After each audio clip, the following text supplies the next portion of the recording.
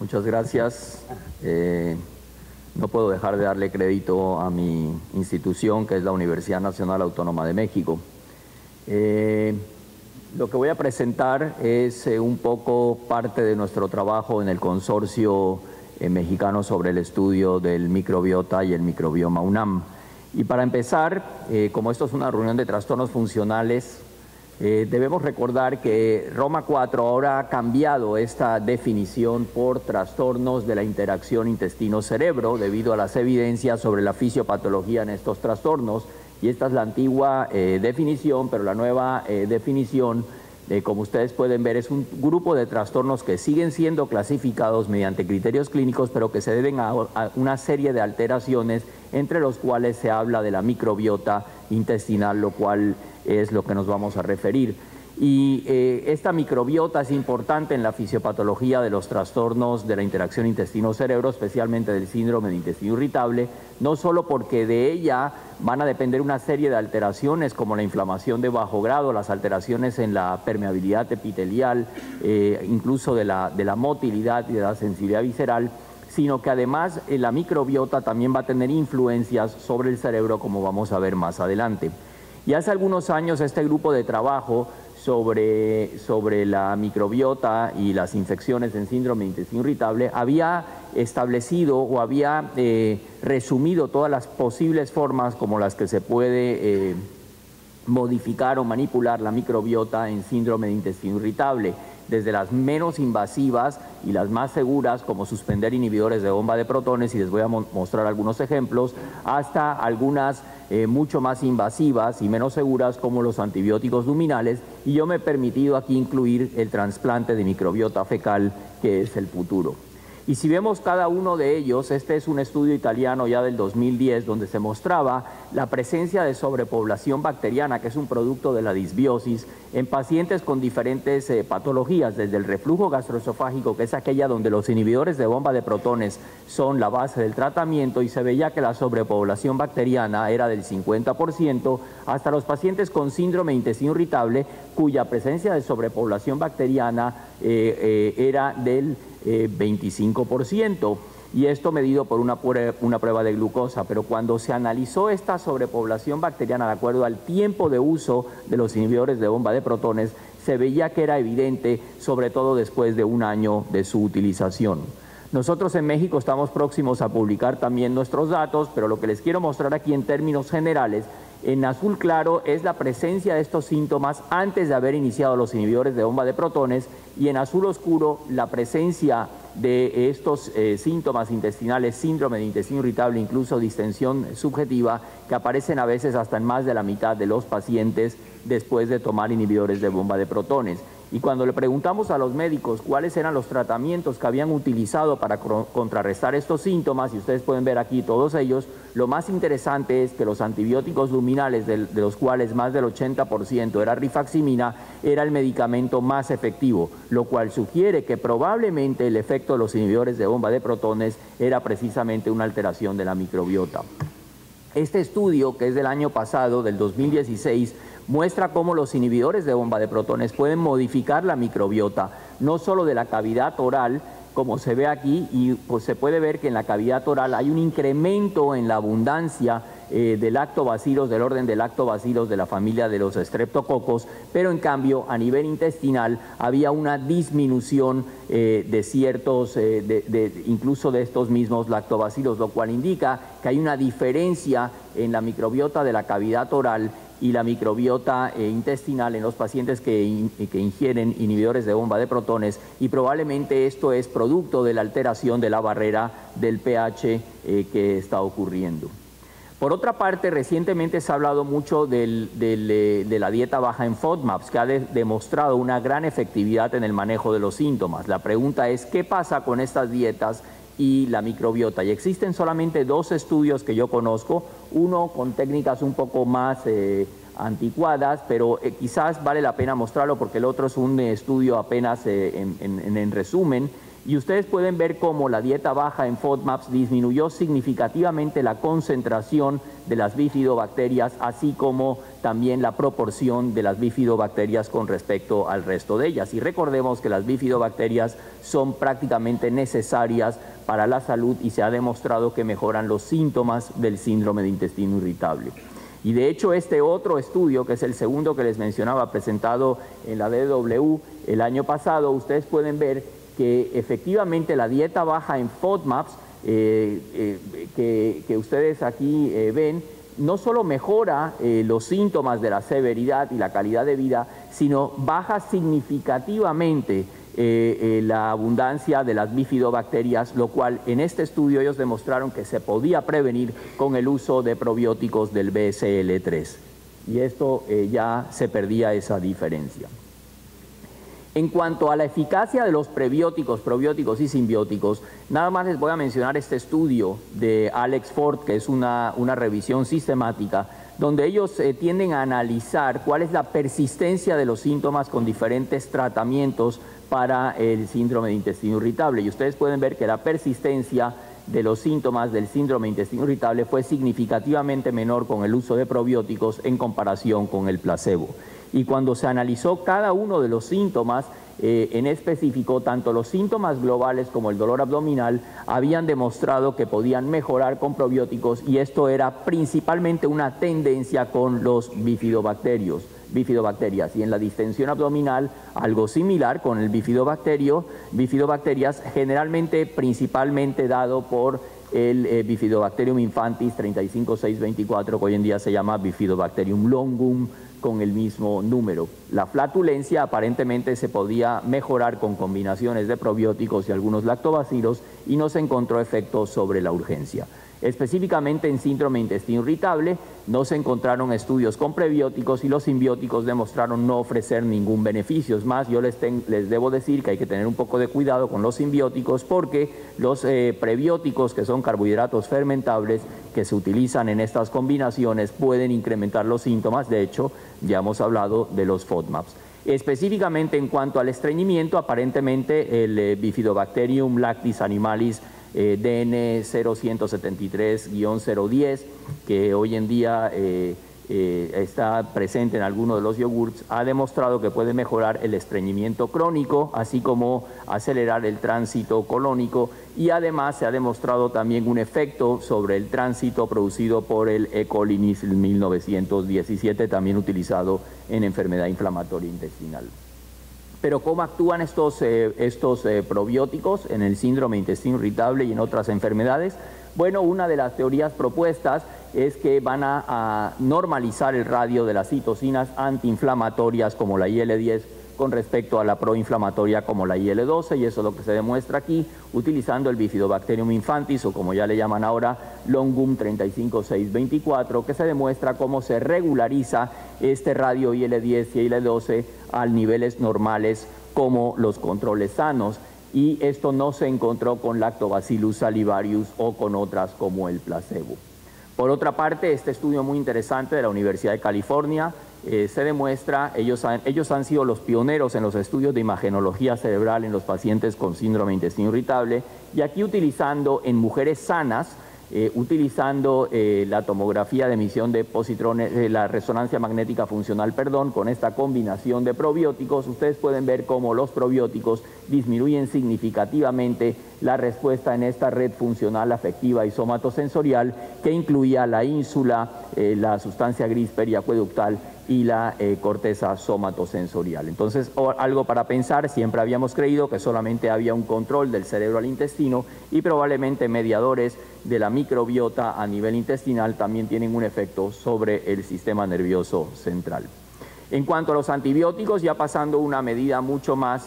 invasiva, la rifaximina es el prototipo, es el único que tenemos, es un antibiótico semisintético de acción luminal, que ha demostrado en diversos metaanálisis. Para mí este es el más interesante de todos, aunque ya tiene 5 años de antigüedad, pero demuestra cómo en estos 5 estudios bien diseñados la mejoría global es significativa con la rifaximina con respecto al placebo, y de la misma manera la distensión abdominal fue significativamente superior la respuesta en cuanto al porcentaje de pacientes, tanto con la rifaximina en comparación con el placebo. Otros síntomas que demostraron mejorar son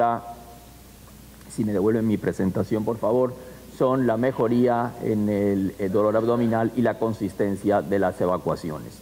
Y más recientemente este estudio muy estricto que solicitó la FDA, que tenía todas las de perder para demostrar que la rifaximina no iba a ser efectiva en el retratamiento, y aquí se ve como después de una fase con placebo, 2 semanas de tratamiento con rifaximina, aquellos pacientes que respondieron a esta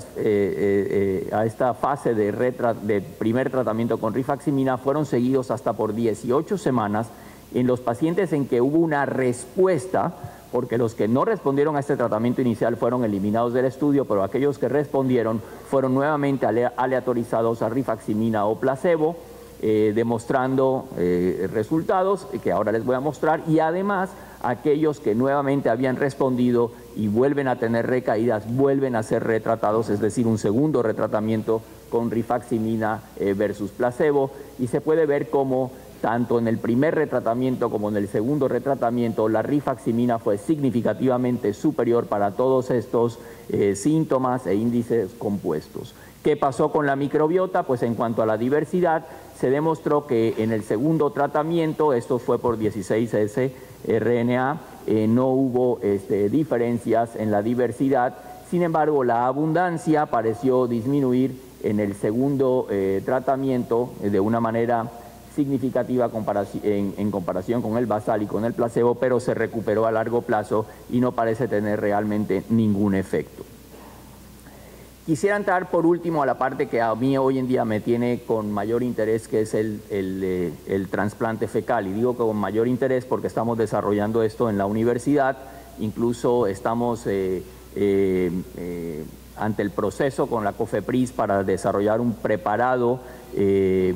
por vía oral para trasplante de microbiota fecal. Y no quiero leerles esta diapositiva muy complicada, pero solamente para recordarles que donde está en este momento aprobado el trasplante de microbiota fecal es para el tratamiento recurrente en Clostridium difficile o en episodios severos o fulminantes que no respondan luego de 48 horas. Y aquí nada más estoy mostrando los donadores ideales y los donadores que deben ser excluidos y las causas relativas de exclusión, para decir que estos mismos lineamientos se aplican también para lo que sería un donador ideal en síndrome de intestino irritable. Y aquí les muestro una tabla que está publicada en el libro que he creado, donde están las diferentes vías para el trasplante de microbiota fecal, desde las vías superiores por endoscopía, por sonda nasogástrica o las cápsulas orales, que es nuestro proyecto, en colon proximal, que se puede hacer por colonoscopía, colon distal por sigmoidoscopía flexible, sonda rectal o enema. Y este es un ejemplo de un caso que tuvimos recientemente para Clostridium difficile, no para trastornos funcionales digestivos, con el doctor Mario Zárate del Hospital General, que es también miembro de nuestro consorcio, y ustedes están viendo cómo estamos haciendo el trasplante de microbiota fecal con un donador, era su hijo, y esto era materia fecal congelada. ¿Por qué lo menciono? Porque los estudios demuestran que es igual de efectivo hacer el trasplante con microbiota fecal fresca que congelada. Este tenía una congelación de 72 horas. En nuestro consorcio y en nuestro laboratorio tenemos todo un protocolo muy bien definido y aprobado de cómo se deben estudiar los donadores y cómo vamos a hacer el procesamiento y el trasplante de la microbiota. Pero habiéndoles mostrado esto, que ya hacemos en nuestro país, solamente quiero mostrarles cómo el efecto que tiene el trasplante de microbiota fecal, porque esta es la pregunta que todos nos hacemos: ¿qué es lo que realmente sucede cuando nosotros estamos trasplantando microbiota de un donador a un paciente enfermo? Y este es un estudio que a mí me parece muy interesante porque se hizo en humanos y en ratas para comprobar el efecto. Y ustedes pueden ver aquí en azul la diversidad de la microbiota en los donadores, la diversidad en los receptores post-trasplantes, y esto era lo que ocurría en la diversidad de los receptores antes del trasplante. Vean cómo ustedes es de diferente con los azules, que son los donadores, pero interesantemente post-trasplante los receptores prácticamente su diversidad se regulariza, al igual que lo que ocurre en la diversidad existente en los donadores. Y la pregunta es, ¿qué realmente es lo que estamos reemplazando con la microbiota fecal? Este es un estudio que se refiere a ello, y si ustedes ven nuevamente a los donadores, los receptores y los receptores post-trasplante, ustedes pueden ver, si ven aquí en este mapa de colores, enfóquense por favor en la diferencia en los colores. Aquí en azul son los bacteroides, y en rojo, carmín, las lacnospiráceas, y ustedes pueden ver cómo los receptores pretransplantes lo que tienen es un predominio de enterobacterias, pero a la hora de hacer el trasplante modifican el contenido, que se vuelve muy similar al de los donadores, principalmente por un cambio en las lacnospiráceas y en los bacteroides, que es aparentemente lo que sí se logra trasplantar. ¿Qué pasa en trasplante de microbiota fecal y trastornos funcionales gastrointestinales? Por supuesto, ese es el futuro. Eso es, en mi caso personal, mi interés principal. Hay básicamente 4 estudios en la literatura que se los voy a resumir. El primer estudio es 1989, donde se combinaron pacientes con síndrome de intestino irritable y enfermedad inflamatoria intestinal con enema rectal, un seguimiento hasta de 12 meses. Aquí el problema es que no se discriminó específicamente a aquellos pacientes que tenían síndrome de intestino irritable de aquellos que tenían enfermedad inflamatoria intestinal, y queda la duda si estas manifestaciones podían ser producto de la enfermedad inflamatoria intestinal o no. El caso es que tuvieron una resolución completa del 37% y una disminución de los síntomas en 16%, pero casi la mitad no respondió. El segundo estudio es un estudio en estreñimiento crónico, realizado el trasplante por colonoscopía, seguido por enema, con un seguimiento de 6 a 18 meses. Es un estudio un poco antiguo, también 1995, y la mejoría satisfactoria que era este índice compuesto con facilidad al paso de las evacuaciones, distensión subjetiva y dolor abdominal. Ustedes pueden ver que la respuesta inmediata fue en el 89%, y el seguimiento de 9 a 19 meses, año y medio, ustedes pueden ver como una respuesta parcial del 60%. ¿Qué pasa en síndrome de intestino irritable ya más recientemente? Hay 2 estudios, ambos muy pequeños, 2 series de casos. El primero en 13 mujeres resistentes a tratamiento con una historia de promedio de 73 meses de la enfermedad. Ustedes pueden ver diferentes subtipos. Los donadores fueron cónyuges, familiares de primer grado, familiares no relacionados, y podemos discutir en la mesa redonda sobre esto, cuál debe ser el mejor donador si les interesa. Pero ustedes pueden ver que la mejoría o resolución en general de los síntomas del síndrome de intestino irritable fue del 70%, dolor abdominal 72%, evacuaciones 69%, dispepsia 67%, distensión 50%, y cuando se les preguntó a los pacientes cómo era su bienestar general, pues 3 después del trasplante, aceptable 6, pero recuerden, es una serie de casos no controlados. La segunda serie de casos, también en este caso síndrome de intestino irritable Roma 3, pero pacientes con distensión abdominal subjetiva, con un seguimiento a 4 y 12 semanas, una mejoría global del 67% en esta serie, con una mejoría de la distensión del 75%, y aparentemente la mejoría fue no solo a las 4, sino a las 12 semanas. Cuando se analizó el porcentaje de reducción de estos diferentes síntomas, ustedes pueden ver que el trasplante fue efectivo en el malestar, en la urgencia solamente en las 4 semanas, pero no en las 12 semanas, dolor abdominal, distensión abdominal, flatulencia y en la calidad de vida. Y se analizó aquí más interesantemente el cambio en los filotipos utilizando el 16S-RNA, y ustedes pueden ver que sí hubo un cambio en aquellos pacientes que respondieron al trasplante fecal. De bomba de protones pueden modificar la microbiota. Mucho cuidado con el abuso de los inhibidores de bomba de protones. Somos los principales responsables de este abuso de estos agentes. Yo ya me dedico hoy en día más en mi consultorio a quitar inhibidores de bomba de protones que a recetar inhibidores de bomba de protones. Los factores dietéticos pueden tener un factor que puede modificar la microbiota, y hay que tener mucho cuidado cuando recetamos estas dietas, pero lo que todavía no sabemos es si tenemos también dietas que puedan ayudar a modificar la microbiota del paciente y mejorar los síntomas. Los probióticos han demostrado algunos de ellos mejoría de ciertos trastornos de la interacción intestino-cerebro, como son el síndrome de intestino irritable con diarrea, síndrome de intestino irritable con estreñimiento y en estreñimiento crónico también. Y en el futuro se requieren mayores estudios para determinar las cepas específicas. Ese es el gran problema que tenemos. Ojo, no es lo mismo Bifidobacterium infantis 35624 que luego llegar y decir es que aquí hay un probiótico que tiene el Bifidobacterium infantis. Sí, pero no es el 35624. Necesitamos cepas específicas y ese es el gran problema que tenemos. La mayoría de estos probióticos no están disponibles en nuestro medio. También necesitamos saber cuál es el tratamiento que requerimos. Existen evidencias suficientes que confirman la efectividad de la rifaximina en el tratamiento del síndrome de intestino irritable no estreñido, quiere decir diarreico o mixto, y suficientes evidencias para mostrar su efectividad en el retratamiento. Háganlo sin ningún problema. El trasplante de microbiota fecal es una opción que en este momento, como les digo, está aprobada para el Clostridium difficile. Tenemos que estudiarla en trastornos funcionales y en el futuro se requieren algunas opciones, como por ejemplo por vía oral, que es lo que estamos trabajando. Y para terminar, esto es nuestra propaganda para nuestro programa de trasplante fecal de la universidad. Estamos en búsqueda de donadores. En este momento nosotros estamos tomando en el Hospital General, porque nuestra primera fase es el estudio en síndrome de intestino irritable de la microbiota, es el primer estudio latinoamericano, ya tenemos datos, esperamos tenerlos publicados este año, pero les puedo adelantar que por lo menos en síndrome de intestino irritable parece en nuestro medio tenemos un incremento de proteobacterias. Y este es el teléfono de la UNAM para hacer donación de materia fecal. Por supuesto, el 90% de los donadores generalmente terminan siendo excluidos, pero lo que sí nos interesa es tener un buen biobanco de materia fecal para poder